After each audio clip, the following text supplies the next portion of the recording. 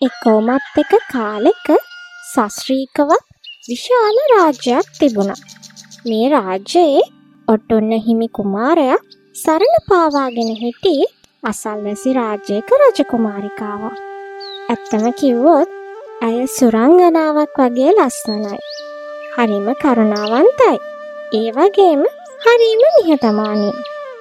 රාජ්‍යයේ කවුරුත් මේ රජකුමාරයාටයි කුමාරියටයි ඉත සිතින්ම ආශිර්වාද කළා. මේ විදිහට කාලය ටිකෙන් ටික ගත වෙලා ගියා. ඔන්න එක දවසක් උදේම පියාණෙනි මගේ කුමාරිකාව මාලිගයේ කොහෙවත් නැහැනේ. පුතා කලබල වෙන්න එපා. අපි හොඳට හොයලා බලමු තව. නැහැ පියාණෙනි නැහැ. මම මේ 3 වෙනි වතාවටත් මුළු මාලිගාව පුරාම සොයා බලා තමයි ඔබ වෙතට ආවේ. ඒත් ඇයි මෙහි නැහැ? එසේනම් කලබල නොවන්න. කුමරිය නුවර සිරිනරඹන්න යන්න ඇති. නැත පියාණෙනි. ඇගේ සියලුම පරිවාර සේවිකාවන් මේ මාලිගයේ සිටිනවා. නමුත් ඇය විතරක් නෑ. පුතා සංසුන් වෙන්න. මම දැන්ම ආරක්ෂකයින්ව යවලා රජමාලිගාව ඔබටත් නුවරත් සෝදිසි කරවන්නම්. රජකුමරිය අතුරුදහන් කියන පුවත මුළු රාජ්‍යය පුරාම ලැව්ගින්නක් වගේ පැතිරිලා ගියා. හැමෝම මේ ගැන ගොඩාක් කම්පා වුණා. ඒ විතරක් නෙමෙයි. රජකුමරියව හැමතැනම හොයලා බැලුවා. රාජ්‍යයම කම්පා වෙවි මාසයකට අධික කාලයක් ගත වුණා. ඒත් කුමරිය නම් සොයාගන්න නැහැ. පියාණෙනි මට තවත් මේ විදිහට මේ මාලිගයේ ඉන්න බෑ. මම යනවා ඇයව සොයාගෙන. මට යන්න අවසර. පුතා ඔබ කුමරිය සොයාගෙන කොහේ කියලා යන්නද? මම දන්නේ නෑ පියාණෙනි. ඒ මේ මාලිගය මට දැන් අපායක් වෙලා. ඇය නැතුව මට මෙහි තවත් රැඳිලා ඉන්න නම් බෑ.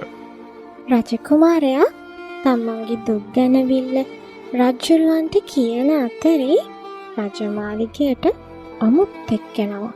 ගැත්තාට අවසර දේවයන් වහන්ස. මම උතුමාණන් හමුවට ආවේ මේ පොඩි තොරතුරක් දැනුම් දෙන්න කියලා. හොඳයි නුඹ කවුද? කිවෙක්ද ඒ තොරතුර? කමා කරන්න දේවයන් වහන්ස. මම නුවර සාමාන්‍ය වැසියෙක්. ඔබතුමා ඉදිරියට ආවේ කුමරිය ගැන. මොනවා? කුමරිය? ඔබ ඇයව දුටුවද? කොහේද? කොතනදද? පවසන්න මට. කුමරුනි මම අනාවැකි පවසන්නේ. ඊයේ රෑ මම සිහිනෙන් දුටුවා අපේ කුමරියව. යක්ෂයෙක් හිර කරගෙන ඉන්නවා. අනේ මගේ කුමරිය. ඇය මොන තරම්නම් වේදනාවකින් ඇද්ද? එසේ කුමරුනි මට පෙන්නුම් කළ විදිහට ඇය හඬමින් තමා හිටියේ. නුඹට පෙන්නුම් කළාද? ඇයව සිර කරගෙන සිටින ස්ථානය? එසේ රජතුමනි මාහට පෙන්නුම් කළ පරිදි එය මහා කාල පර්වතයයි. කුමරිය ගැන මේ තොරතුරු දැනගත් වහාම රජකුමාරයා ආරක්ෂකයින් කණ්ඩායමක් සමග ඇය සොයාගෙන මහා කාල පර්වතයට පිටත් වෙනවා. හරිම කටුක දුෂ්කර ගමනකින් පස්සේ රජකුමාරයයි ආරක්ෂකයෝ පිරිසයි මේ මහා කාල පර්වතයට ළඟා වෙනවා. යක්ෂයා මම නුඹට අණ කරනවා. වහාම මගේ කුමාරිකාව මට නැවත බාර දෙන්න කියලා. මගේ භවනට ඇවිත් මට අණ කරන්න නුඹ කවුද? වහාම මෙතනින් පිටව යනු. නැහැ මගේ රජකුමරිය නැතිව මම මෙතනින් යන්නේ නැහැ. තා වහා පිටව නොගියොත් මුළු රාජ්‍යයම එක ඇසිල්ලකින් මම විනාශ කරනවා. එපා ඔබට අවශ්‍ය නම් මාව විනාශ කරන්න. ඒත් මගේ කුමරියව ආපහු යවන්න. අනේ මම ඔබට බැගෑ පාත් වෙනවා. ඔබ යක්ෂයෙකු වුණත් කරුණාවන්ත කෙනෙක්. මාව මෙහි ගෙනාදා සිට ඔබ මට කිසිම කරදරයක් කළේ නැහැ. ඉතින් ඇයි තවදුරටත් මාව මෙහෙම හිර කරගෙන ඉන්නේ? අනේ මට යන්න දෙන්න මගේ කුමාරයාත් එක්ක. ඔබ ඇයි මගේ කුමරියව සිර කරගෙන සිටින්නේ? ඇයිව මට ලබා දෙන්න. ඔබට අවශ්‍ය ඕනෑම දෙයක් මම වහාම ඔබට ලබා දෙන්නම්.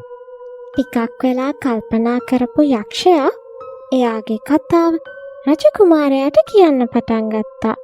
නුඹලා සිතනවා වගේ මම ඉස්සර මෙහෙම යක්ෂයෙක් නෙමෙයි. ඔබ වගේම මමත් රජ කෙනෙක්. මට හිටියේ මගේ දූ කුමරිය විතරයි. එක නපුරු මායාකාරේ මගේ මුළු රාජධානියම විනාශ කරලා මගේ දූ කුමරිය පැහැරගෙන ගියා.